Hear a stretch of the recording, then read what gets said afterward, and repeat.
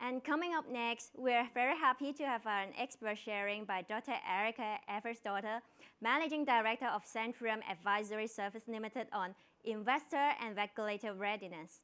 What to do now to avoid unintentional problems in the future. Now, ladies and gentlemen, let's welcome Erika. Hello, everyone. Thank you very much, Winnie. My name is Erika Evasdottir, as was mentioned, and I'm the Managing Director of Centrium Advisory. What is Centrium Advisory? We work with startups to try to help them, basically, as the title says, start out right so that they avoid issues in the future. Often, if we just start with a kind of a downer. I don't want to be a downer today because today is a difficult day for many of us, but startups often fail. We all know that. And actually, the reason that startups fail is not because the founders aren't smart enough or the idea isn't good. The reason that the startup fails, for the most part, is because of operational issues. Because the founder is really, really, really good at what they do. They have a great idea. They're very passionate about it. They spend 24/7 thinking about this idea. But unfortunately, that's not what leads to success. And that's a really difficult thing for a lot of founders to get their heads around. So what happens is they forget about really basic company, corporate, compliance, legal, regulatory stuff. And why should they? They're really interested in what they're doing. They're not really interested in that stuff. I went to law school, so obviously I'm interested in that stuff, but I went for 3 years to law school in order to learn about it. And the founders, they're like, huh, what? Why do I care about that? And I totally get it. And that's why I always try to work with founders. There's my goal, my main goal in life is always to avoid problems in the future. But one of the things that is my becoming an increasingly important secondary goal is to try to get founders to realize that the legal compliance regulatory really so-called boring stuff isn't actually all that boring, and in fact it can really very much help you with particularly the investor raise, but also marketing your products, marketing your idea. These things that you think of are like, oh, get the lawyer to do it. No, actually, you should know quite a bit about it. And I hope in this presentation to show you why it's true, you should know quite a bit about it, because when you can speak, and this is very important, everybody, when you can speak to an investor and speak about these so-called boring issues very fluently, very confidently, then the investor looks at you and says, huh, this person seems to know what they're doing. They seem to have some experience. Maybe if I give my money to this startup, well, it looks like they won't have the horrible operational problems that many other startups have. And so that's the angle I'm going to take as I talk about some of these boring issues about what you should do now to avoid problems in the future. I want you to think about these as topics that you should actually go and Google, read up on, and learn the vocabulary of so that you can just speak about them.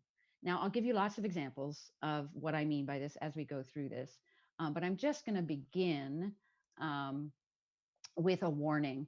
And that is when you are starting out, I know you want money. I get it. We all want money. But I'm here to tell you money is not fungible. Believe it or not, you don't want every dollar. You only want smart dollars, as I call them, dollars that can help you. Mom wants to give you $10,000. Well, if your startup fails, you and your mother are going to have a problematic relationship. So why don't take that? Don't take it from friends and family. People are always like, oh, the friends and family. I'm like, God, no. If you can avoid it, don't take it from friends and family. What you want is to take it from people who have experience investing, who understand the challenges that you're going to face, and who can help you get through those challenges.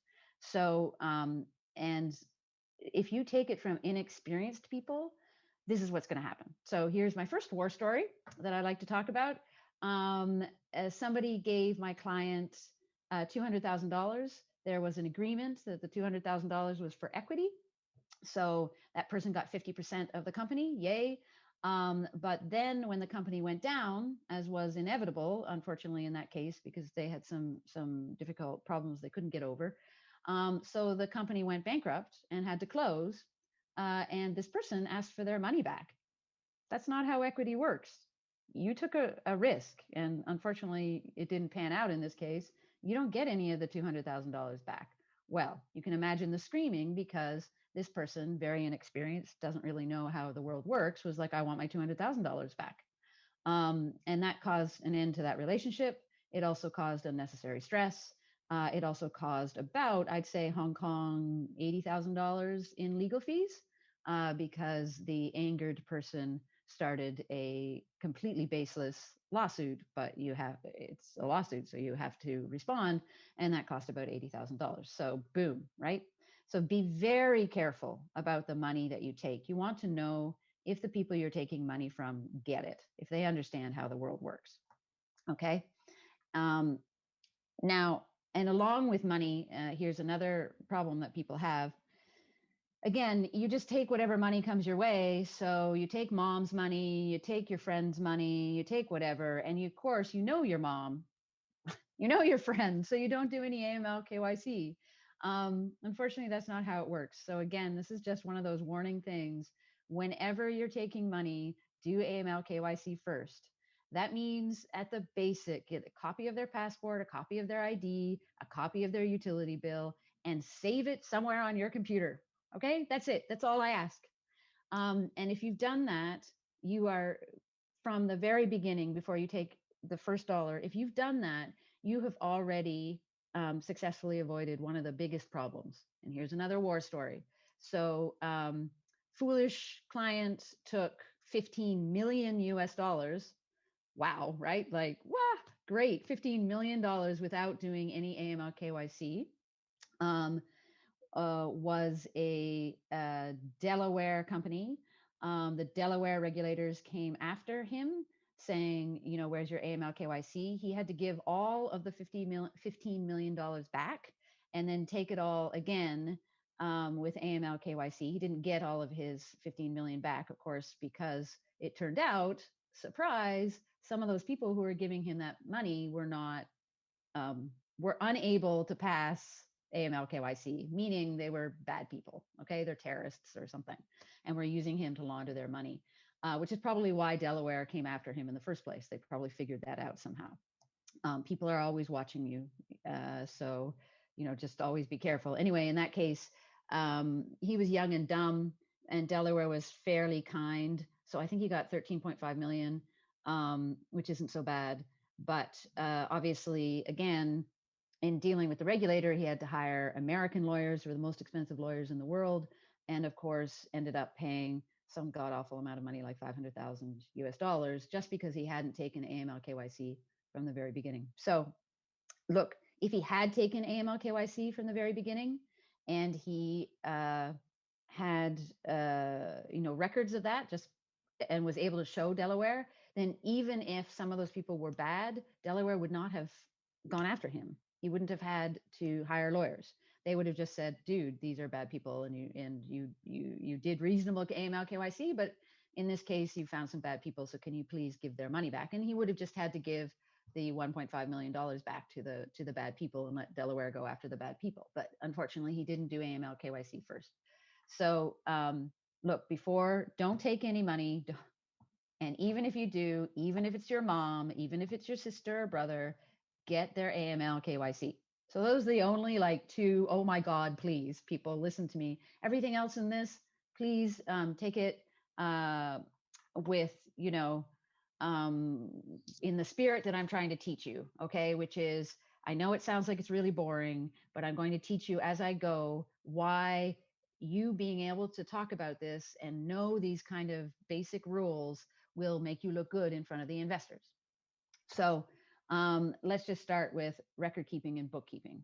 A lot of you are out there talking to people about how much fun your idea is, and you're getting a lot of oral promises. You're getting a lot of people saying, oh yeah, I'll invest in that. That sounds really great. Okay, don't believe it. Okay, have I crushed your hopes? I hope I've crushed your hopes. Do not believe anything that is oral. Until it's written down, it does not exist. I don't care. You can't get it. It doesn't exist. And if they renege on their promise, I don't care. There was no promise in the first place. So everything has to be written down. Now, what you guys forget is I don't just mean outside investors, I also mean internally with your teams and with your co-founders. Write everything down. I can barely remember what I did last week, okay, because the world moves very quickly. I'm obviously older, so yes, I'm losing my memory, but at the same time, I've learned that I swear to God, I thought I was going to remember what we agreed, but if I didn't write it down, I have no memory of it. So one of the things I want you guys to get used to. What do I mean by writing it down? You don't have to like make it pretty. A memo to file is just simply, okay, today I talked to Erika. She agreed to do the following things by X time, and just send that email to Erika saying, hey, this is just a record of what we talked about today. Boom. Already you are 99% better than almost any other startup I've ever met. Or just keeping almost like a diary. Today this is happening. I'm supposed to do this. I'm supposed to do that. I myself, by the way, have this like book, and I write everything down, everything, because it's really important. And if it's somebody else that has agreed to do something, I email it to them. And if they've agreed to do something and it involves money, I get them to sign a contract. And again, the contract, you can just write the contract. You don't need a lawyer to write a contract. Did you know that? Literally, it should have a date, some signatures, and then what each side agrees to do. That's it. That's all you need. Once you have that written down, yes, you can sue on that if they renege. It'll be a pain in the ass. Some issues will happen, whatever. The lawyer's talking. It doesn't matter. If you have that basic thing written down, you're already in really good shape. So, like I said here, oral agreements, they don't exist. I don't care. Don't believe anybody who talks to you. People love to talk. Oh, you're so pretty. Oh, this is a great idea. Oh, your startup is going to be successful. Don't believe it. Okay. Until they write it down. Then again, writing down agreements among your founders and team, like I said, just in email, keep those emails, have them filed somewhere. Anything you can do to start records and record keeping is going to be great. Then this is what's going to happen. Okay. You're going to eventually face a tax audit or an internal audit. And I don't even mean necessarily by the government. When an investor comes and says, oh, you have an interesting startup, I would be interested in looking at that. One of the first things they're going to do is look at your record keeping. If I was doing investor due diligence on you, I would be looking at your record keeping. I would ask, all right, oh, you deal with crypto. Great. There's nothing wrong with crypto. We love crypto. However, the problem with crypto is it doesn't really work with banks. So when you have a bank, the bank kind of writes down everything you're doing. The bank is doing the record keeping for you. But when you have crypto wallets, you might actually lose those wallets because you haven't written down that this wallet belongs to this company, this wallet belongs to that company, this wallet belongs to me personally. And if I use my wallet to pay for something for the company, well, that's a violation. Okay, that's a problem. You can't do that. You have to, if I'm giving a loan to my company, then first it has to go from my personal wallet to the company's wallet, and then the company can use that wallet to pay somebody else. And you need to keep a record of all of those things. And that's so important because, again, a war story for you, client, foolish client, again, they're always foolish, did not keep a good record of their crypto accounts.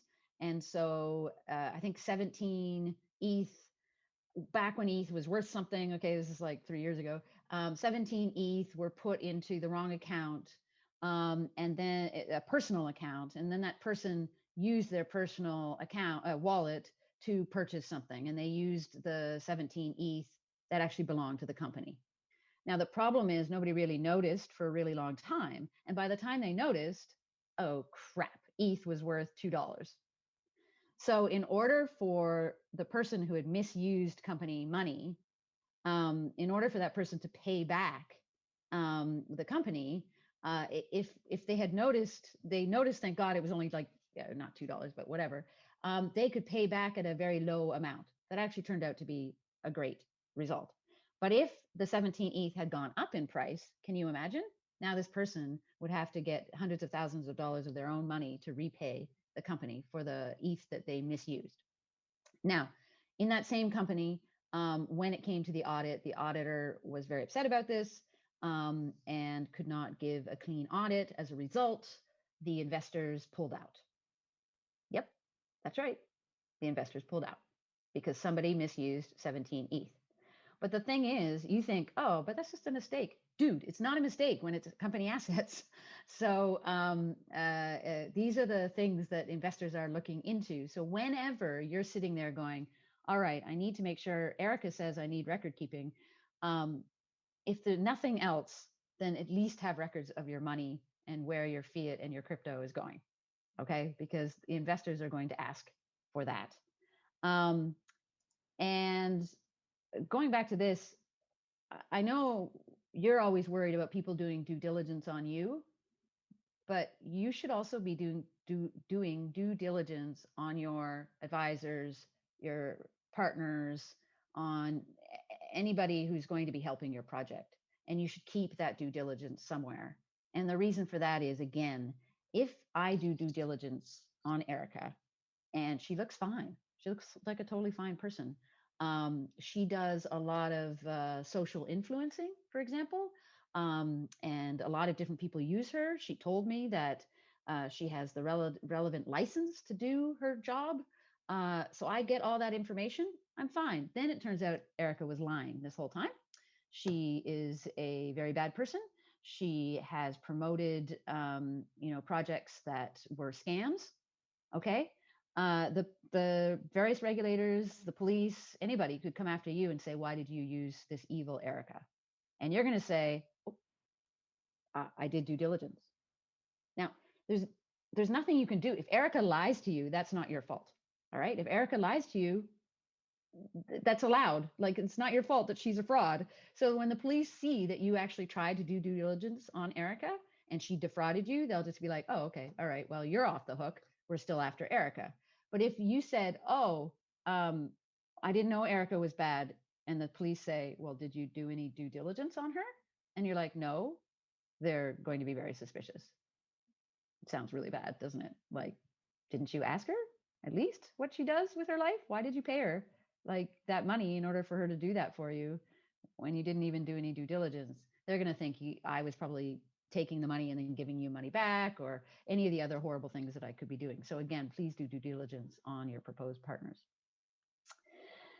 Now, one of the things that you guys as founders, or you people as founders, you may very much be able to do business plans, budgets, cap tables. These are things that you've probably already learned how to do. You've recognized the importance of. And when you encounter an investor, you're pretty much ready to show those things to the investor. Like, here you go. And the investor wants to see them, so that's good. But however, I just want to remind you that what the investor wants, and I know it sounds weird, like, why do investors want this? But this is what they want. The reason they want it is because if you can produce this stuff, right? It's not that they care about the content of what I'm about to talk about. It's if you can produce this stuff, that means you are, again, operationally ready. You've thought about it. You're aware of what an investor usually wants. You're so sophisticated. You've been around the block. You've got it all ready. Wow, that makes you look so much better than just some genius, amazing PhD graduate, blah, blah, blah, who like is really, really good at whatever the heck it is that she's doing. Investors don't care about that because that doesn't lead to success. This leads to success. The ability to produce what I call stupid documentation, like dumb ass, right? Like, why do I have to spend hours doing this? Well, because if you have the hours to do it, and if you're willing to do it, that means you're willing to participate. That means you are operationally aware. And that's the person I'm going to give my money to, not to some genius Albert Einstein type. Okay, that's just the way it is. So if you look here, what an investor expects you to have, right? Your 2-page flyer. You guys get so into your work, you make it into an 8-pager. You make it into like a 20-pager marketing deck. There's no difference between your marketing deck and your 2-page flyer, but you really need a 1-pager or a 2-pager, and that's it. That just is the highlights. And by the way, last year we learned at the CVCF forum, we had this very famous investor, and he was like, that 2-pager, I don't really read it. I just make sure that it's pretty.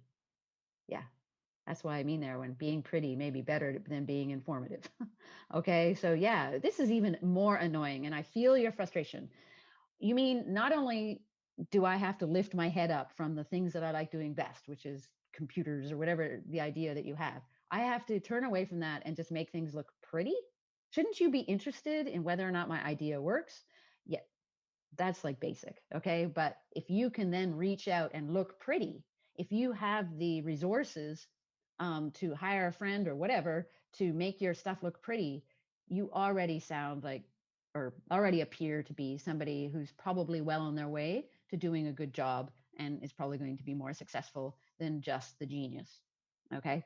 So your 2-page flyer, 1-pager I prefer, but 2-page if you have to do it. Your marketing deck should be no more than 20 pages. I don't care. I hear you screaming, but I have so much to say. Like, dude, just tell me the basics, okay? Your term sheet, okay, term sheet, investment structure, subscription document, those 3 things, they don't have to be pretty. Those are just things written down that when an investor says, oh, I really liked your marketing deck, I liked what you had to say, send me the terms. You need to be able to do that within 24 hours. I don't want you calling me up and going, oh my God, I've got my first investor. They want the term sheet. No. The term sheet should have been already in existence. Oh, are they going to agree with the term sheet? Like, you're going to be worried, but we don't really know what the terms are. That's exactly right. You don't really know what the terms are. That's fine. You use the term sheet to send it out to them as kind of like, well, this is what we thought. And the investor will come back to you and say, we need this, we need that. And as you work with different investors, you'll see that there's a commonality. These are the things that this seems to be where the investor is like drawing the line. And then you can decide, am I okay with them drawing the line there? Okay, so that term sheet is not a static document. It goes back and forth, and it's incredibly important. Now, the investment structure. Oh my God, how many people have I asked, all right, so I'm interested in investing. Where have you incorporated your company?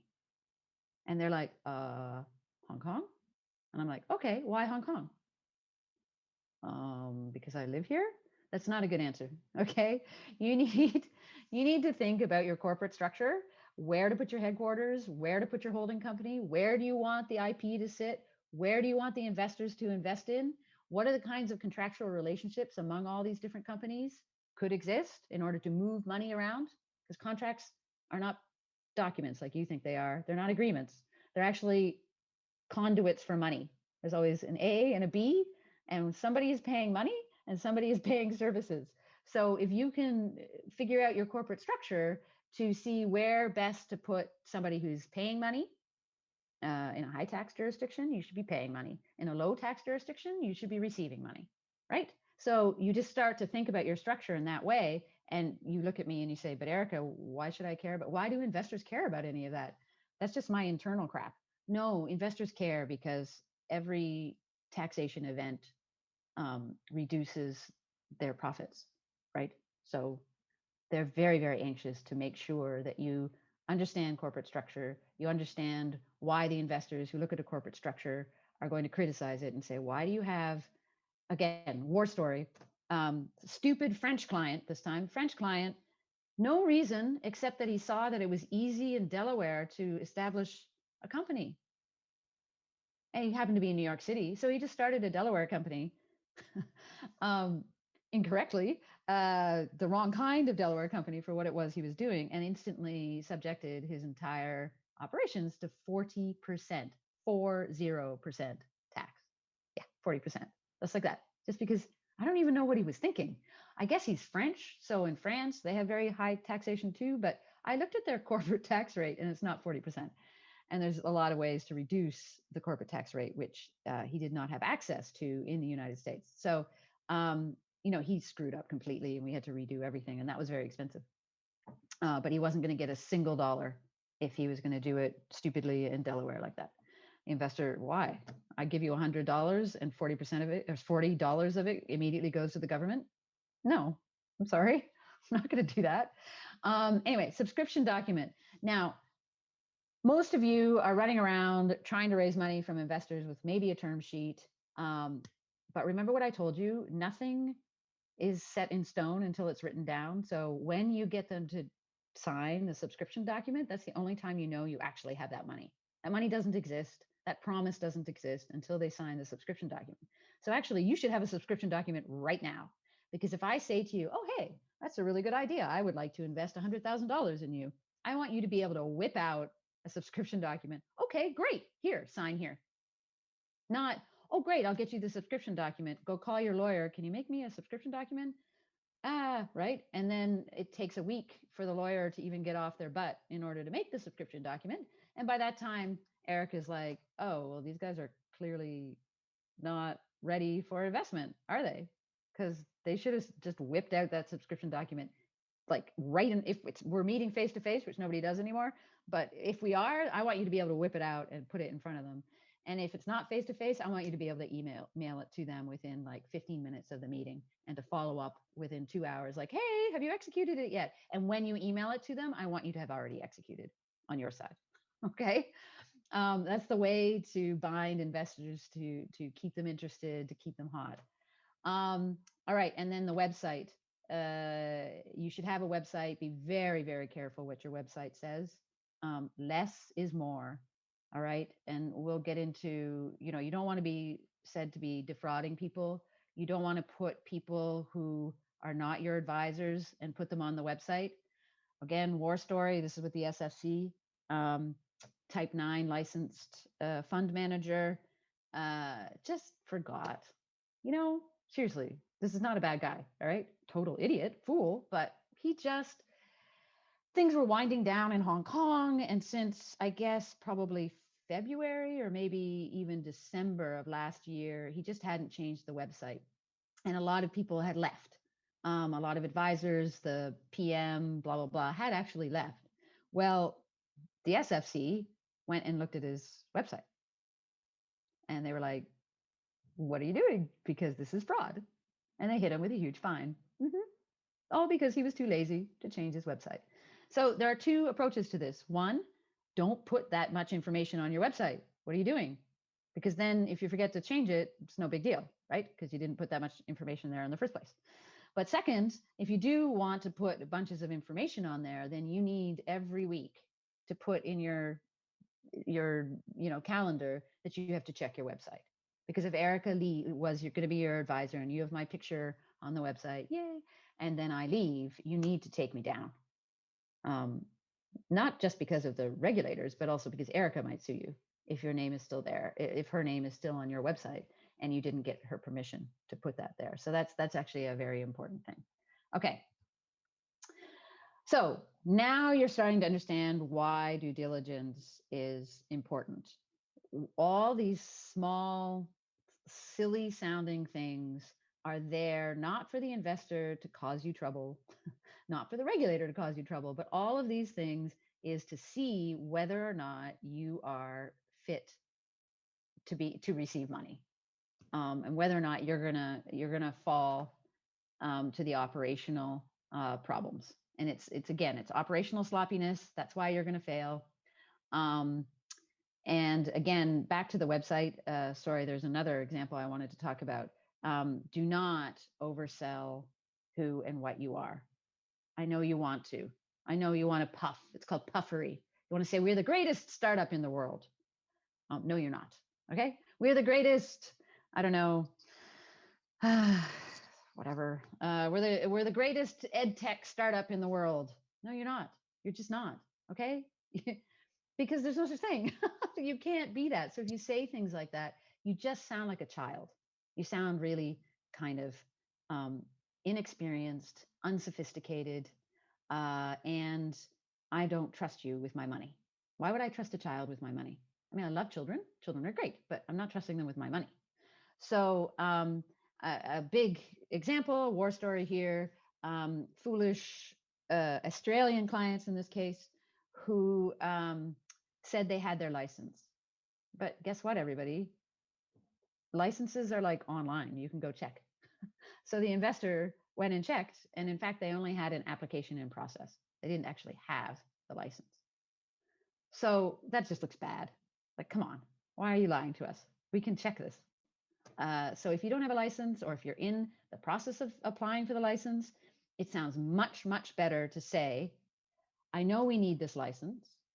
We are not yet at the stage where we're going to apply for it because we need X, Y, and Z.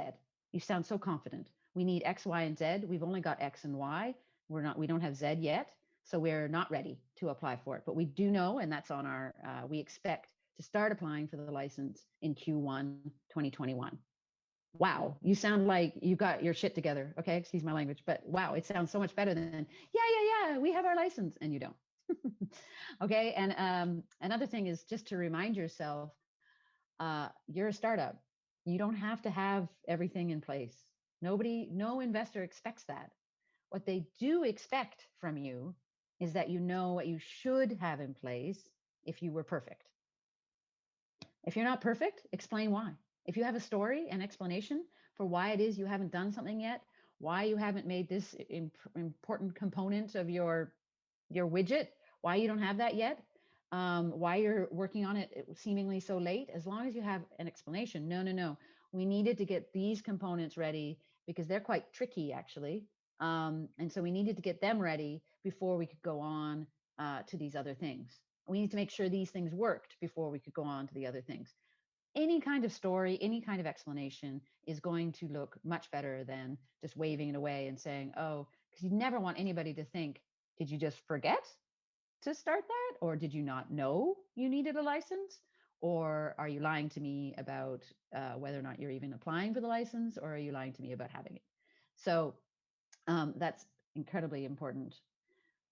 So when, like I was saying at the very beginning, when you are marketing and speaking to investors, you need to think of this as not, oh, I'm going to get money from this. Okay, just stop thinking like that. Think instead, I want to show off not only my project, but how I know stuff.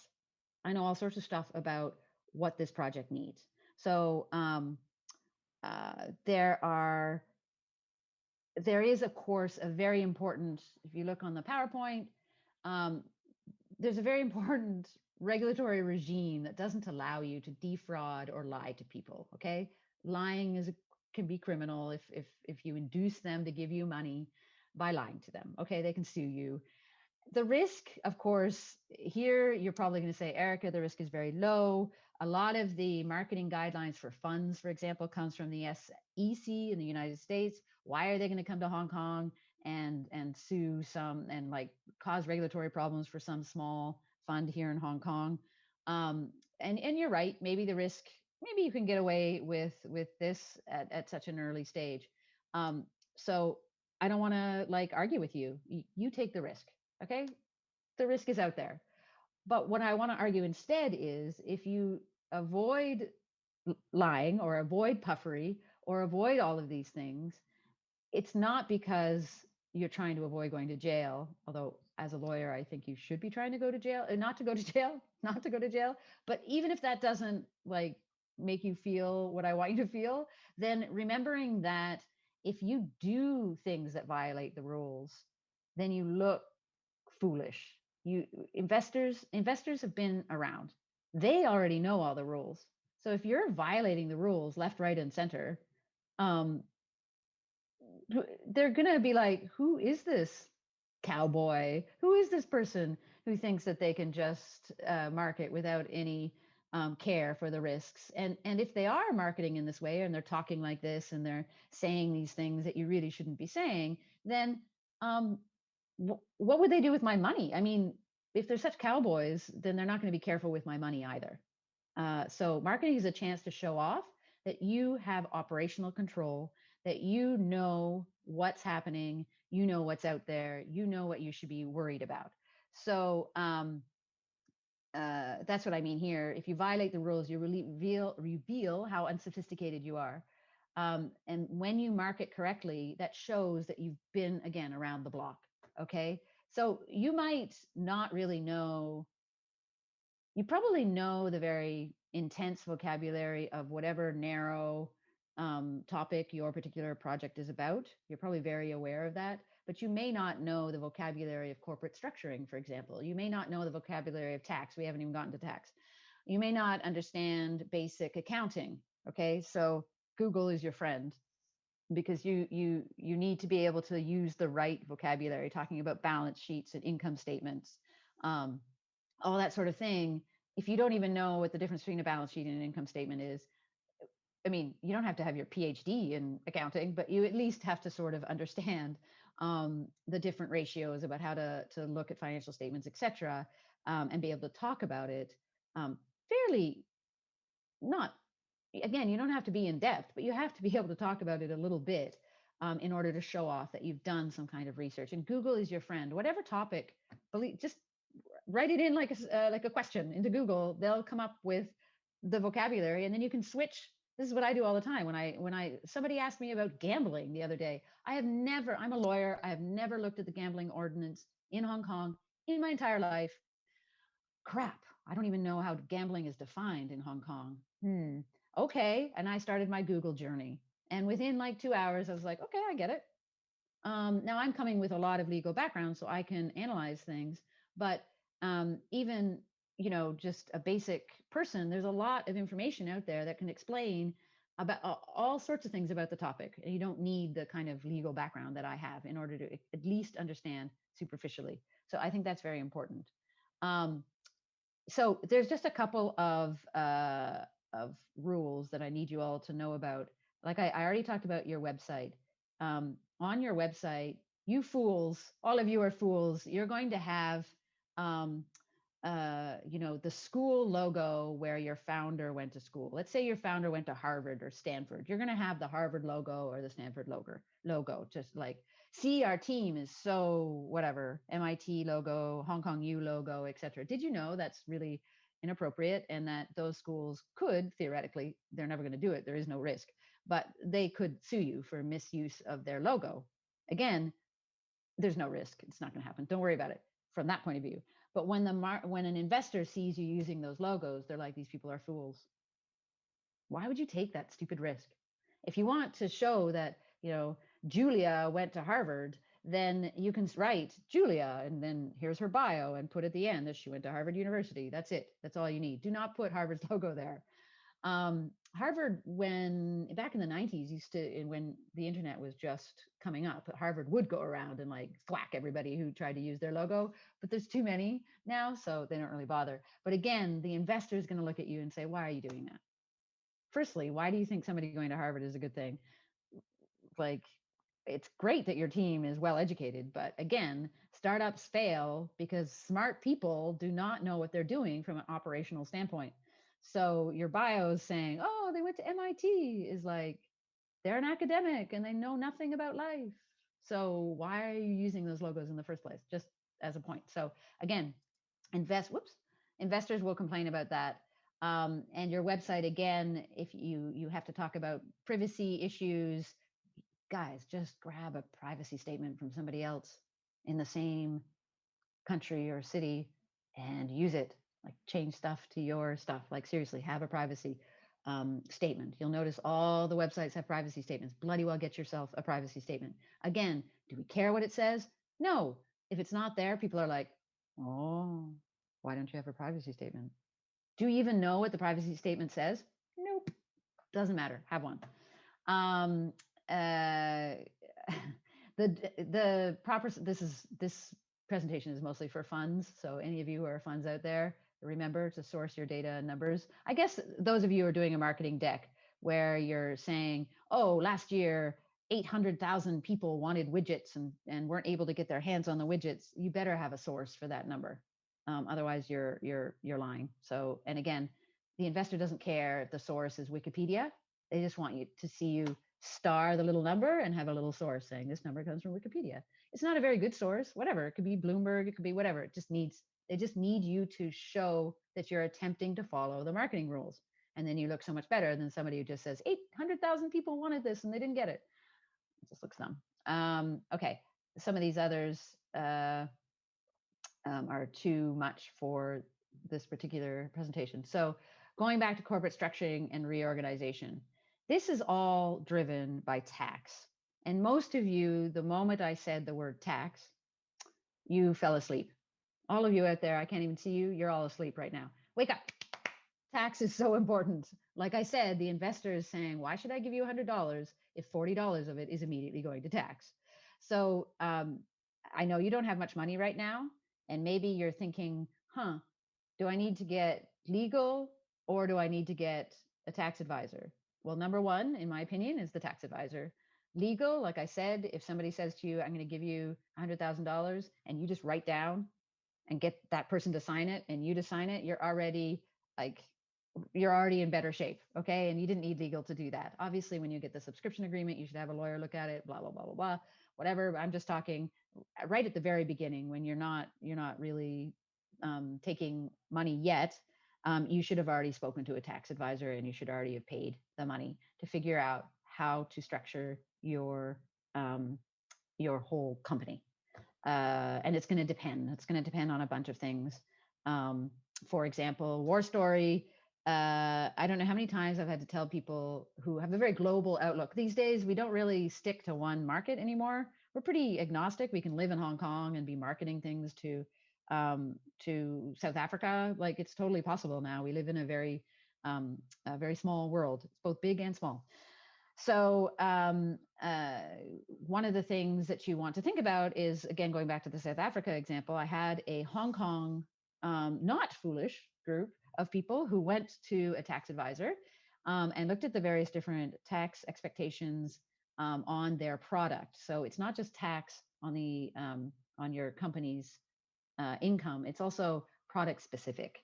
So IP, for example, is treated differently from just corporate income. Royalties, et cetera, et cetera. So they went and I think they reduced their tax by 25% just by having moving their headquarters from the Cayman Islands to Singapore. And the reason for that was Singapore already has a tax treaty between South Africa and in that case, Indonesia or Malaysia, I can't remember. And those were their two main markets. And they had a tax treaty that reduced the withholding tax from 30 to 5%. So they saved 25% tax just like that, just by moving their corporate structure. So taxation drives everything. And that's why I'm like, when I was doing this slide, I was like, how many times can I say the word tax? Taxation, tax, tax, tax. It's all about tax. Okay, that's not completely true. The corporate structure, other than tax, is obviously about regulation. So some countries don't regulate your products. So why don't you start there first? There's no regulation for that product. So, or low regulation, right? All right, if you export, if you're actually exporting products, and you import or you export from Hong Kong and import into the United States, and when you import into the United States, the duties are low as compared to importing into the France or something, then you should pay attention to that, and that should guide your marketing and your decisions on where you're going to sell your products first. So, and that will also decide where are you going to put your company.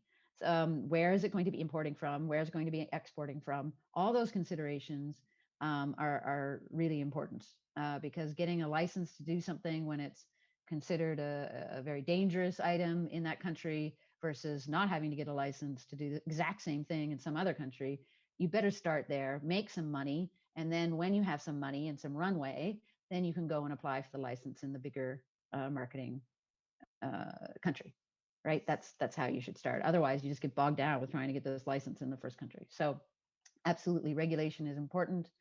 Protection of assets. Obviously, this is a very big deal.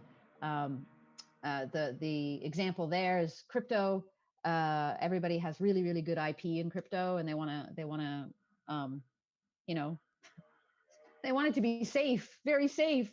So if the same company issues a token and also holds the IP, and the token turns out to anger some regulator somewhere, i.e. United States, and they decide to stop the issue of the token and then freeze the company, which is what they will do, then your IP, which is so important, is frozen. Okay. And you're all dead. But if you split the two into a token issuer and into something that holds the IP, then if the token issuer gets smacked, then your IP is still safe and you can use it. You can deal with the token issue, you can deal with the regulator, but at the same time, your IP, maybe you can sell it to somebody, maybe you can white label it to somebody, you can still use it. It can still make money, probably making enough money for you to deal with the regulator up here, but at least it's still producing money and it's not just simply frozen. And that's a very important thing. And liability, obviously, again, whatever it is you're doing, if you're producing products, then you have legal liability if the product blows up and hurts somebody. If you are if you're investing in things and the investments go bad, there's a lot of liability there. And obviously, you need to make sure that your company structure limits liability to the company. So if somebody wants to sue, they can only sue the company and they can't sue you personally as a human, so that you lose everything. You don't want that. So there are certain legal structures that you have to look into and you have to be worried about. And it really matters. For example, if you have a GP LP structure, for those of you who are in funds, the GP is unlimited liability.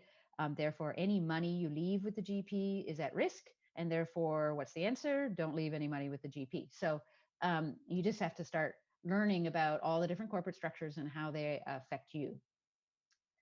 I repeated tax on this slide because I want you to understand how important tax is. I'm a lawyer, and yet I'm saying to you, tax is more important than the law. Okay? It really is, because it's the basic, it's money, and it's structuring. And I have also been through some very terrible situations where everybody suddenly realized, oh shoot, we put our company in the wrong jurisdiction. Well, now we have to move it. So I was trying to move a company. I'm still trying to move it. In May, I was hired to move, to sell a company from an American shareholder to a Hong Kong shareholder. And the company's in Malta. And it's been 5 months now. Malta is the slowest place on earth. Everything needs to be wet ink. It's COVID. So they don't even allow you to sign things on other pages. So everything has to be signed on the same page. But we have people all over the world. We have somebody who is lost in Argentina because of COVID, can't leave. So we have to send it to Argentina, get the wet ink, and then send it over to France, get the other wet ink, and then send it over to Hong Kong and get another wet ink. It's been 5 months.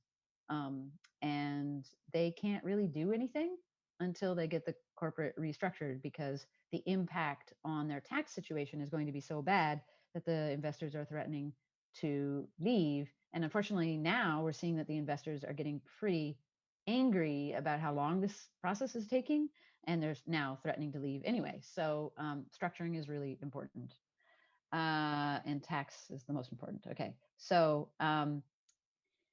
these are all the legal accounting issues. So take a picture of this page, okay? I want you to Google these issues. Okay, and be able to talk about them.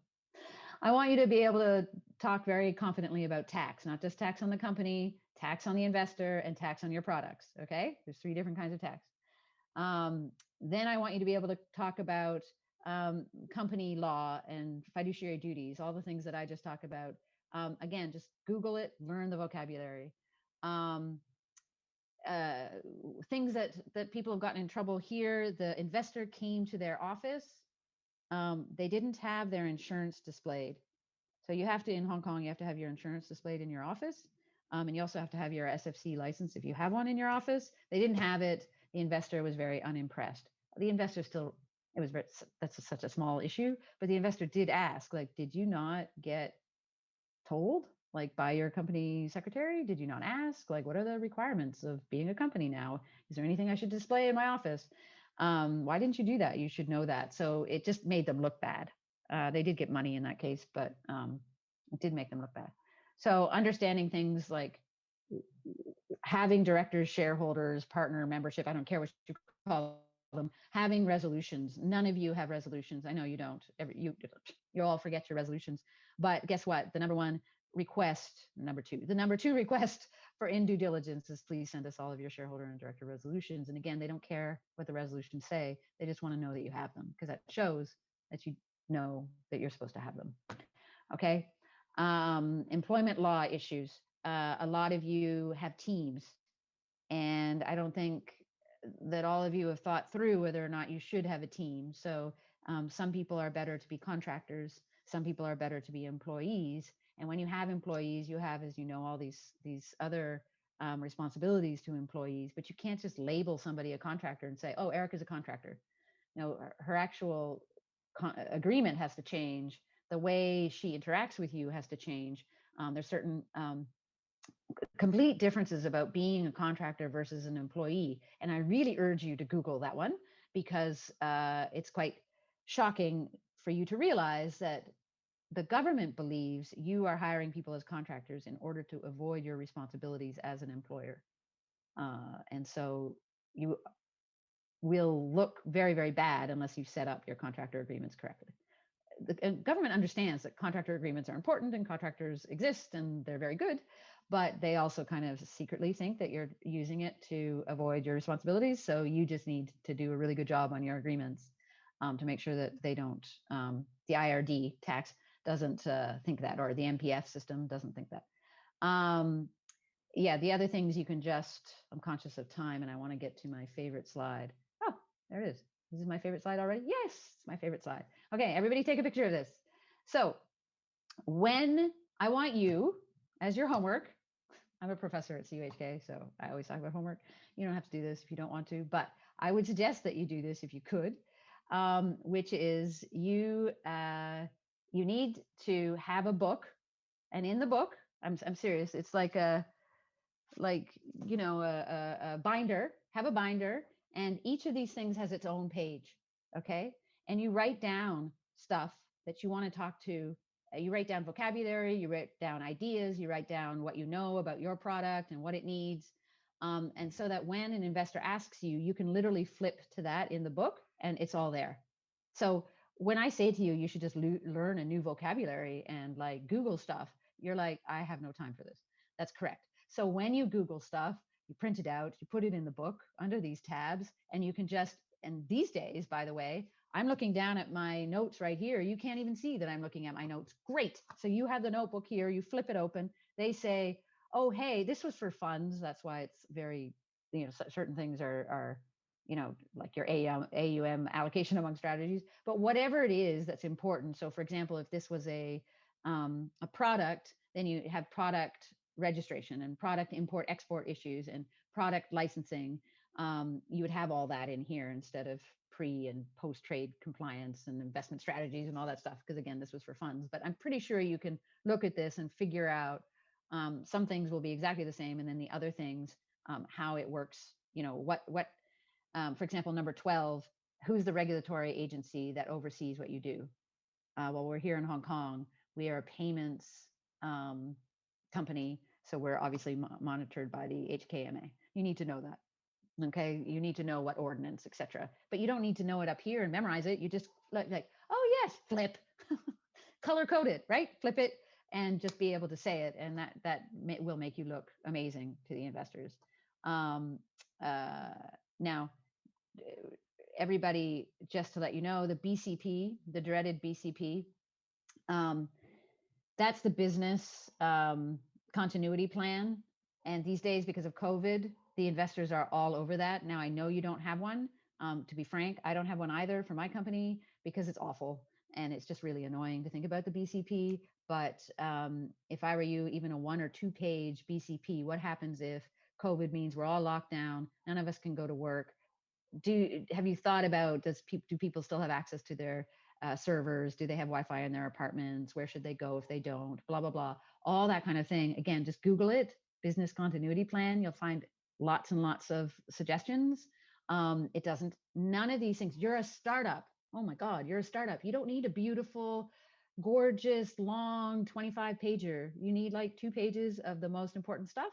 And when the investor says, do you have a BCP? Because they're like, ha, ha, ha, I bet you these guys don't, because literally 90% of companies in the world don't have a BCP. And you're going to be like, why, yes, I do. And you hand over what to you feels like a really crappy 2-pager. Dude, again, you're going to look amazing because you already have something. I'm working with companies with 3,000 people who don't have a BCP. Okay. And they're on their 3rd raise, and investors are like really getting pissed off about it. Okay. So I hope you guys took a picture of that. Still conscious of time. I did want to talk about bank accounts.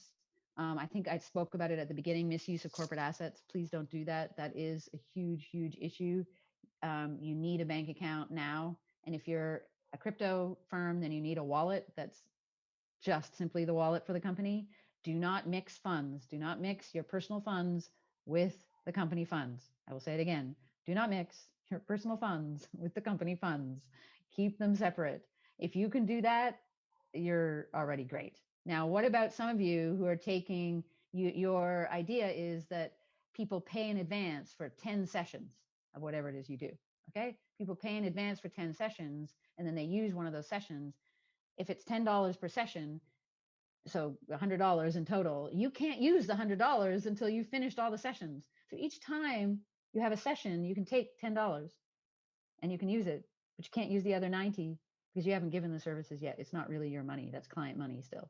So again, if you have a tax advisor or an accountant, ask about these issues, and it's very, very simple to set up, and it makes you look so good compared to other people who just willy-nilly randomly use their own money, everybody else's money. Again, this was basically for funds or crypto. So I wanted to scare people about the US SEC here in this group. I don't know who you all are, but the SEC, if you are a fund or do crypto, they will get you. No, there's no way to avoid it. So yeah, reach out. You need a legal advisor if you're a fund or in crypto, because you don't want to be got by the SEC. Okay, questions and answers. Maybe one question, I guess. We have like 5 minutes. Hey. Hi, Erica. We got one question here. And what are the important issues that a startup should be prepared for when doing a due diligence? Well, that's that page. Okay. These are the issues. Now, again, this was for fun, so it's that example. But if you literally can start out saying, what's the market for your product? Let's just pretend it's a product we're creating here. What's the market for your product? If the investor is going to ask you that because they want you to sound like you've actually done some research. So that should be a fairly important one. Fund organ structure. They're going to ask you about that because they want to know where their money is going. Fund governance. They're going to ask you for your resolutions. Okay. You don't have any resolutions. You need them. External consultants. They're going to want to know, are you using some crazy fools we've never heard of before? Or are you using real ones? And it's actually okay to use like an accounting firm that's very local to Hong Kong. I don't think that's a problem, as long as you can show that you did due diligence on that accounting firm and that they did go to HKU or wherever they said they did, and that you're fairly certain they know what they're talking about with Hong Kong tax. I think nobody's going to have a problem with that. But obviously, as you get more sophisticated, you're going to have to move up the ladder to the larger, more well-known auditors and bookkeepers and all that sort of thing. So your external consultants, again, I don't care who they actually are, but they need to have, again, this is kind of like a marketing thing, right? Like if I'm using KPMG or EY or Deloitte or whatever, wow, you must be really good. Of course, none of us are. But at least if we're using somebody that has maybe local knowledge, that if we're from Hong Kong, we've heard of that auditor, that's already better. So again, it's a marketing thing. And key persons. So you need to be able, when you're on the call with your investors, to talk about your team, what their track record is, why should these people trust that they know how to build this product, but don't spend too much time on that. Okay, under the key persons, you have teammates, like they bring other stuff. This is important, actually. If you are able to hire a COO or a CFO early on, you've got an adult in the room, somebody who's interested in making sure you're doing things right, you will sound much better. Probably better to hire a COO or a CFO before a lawyer or a compliance consultant, dependent on what you do, etc. So you just go through this and see how it applies to you. I know there's 26. Some of these, again, will not apply. But for example, investor complaints. You're a products company. Well, instead of investor complaints, because investors invest in the fund and so they become the clients, right? But with a product, it's going to be the person who's using your product or selling your product. So that you might divide 26 into the merchants who buy your like B2B, right? You sell your products to a merchant and then the merchant sells it on to the customers. So how are you going to deal with complaints from the merchants, and how are you going to deal with complaints from the actual customers who got hurt? So if you can think through those ideas, you will already, as I say, look very, very good. So I know that I have 30 seconds left. There's so much to go through. Again, I'm just going to leave you with, I know it sounds like it's a lot of detail, a lot of pain for you, but it's really not. If you can remember, every moment you're staring at Google trying to understand why this regulation applies to your product is a moment that you can then use to show off later. So it's not wasted time. You're not wasting anybody's time by looking at Google and going, I wonder how this applies to me, because you will use it to raise money. Okay? And if anybody wants to get in touch, here's my information. Okay, thank you. Thank you, Erika, for the resourceful sharing. And we hope you had lots of takeaways from the investors, entrepreneurial, and professional experts. And we have now come to the end of our workshop. If you missed anything in this workshop, please watch the playback videos available starting tomorrow. And our platform will open till mid-November, where you can take your time to visit our virtual expo, view startup power pitches, conduct investor matching, and network with other attendees online. Our spotlight event, Adventures GBA Summit, will be staging the final pitch of the 10 shortlisted EdTech startups from 2 p.m. today. So stay on for the exciting contest. And tomorrow at 5:30, you are invited to sign into our platform to join the Cyberport Financial Practitioners FinTech Training Program graduation ceremony, which will also include the Cyberport FinTech Transformation and Talent Awards presentation. And thank you for taking part in CVCF, and we hope you enjoy the virtual experience here. So we look forward to having you again next year. Keep searching on CVCF platform for more.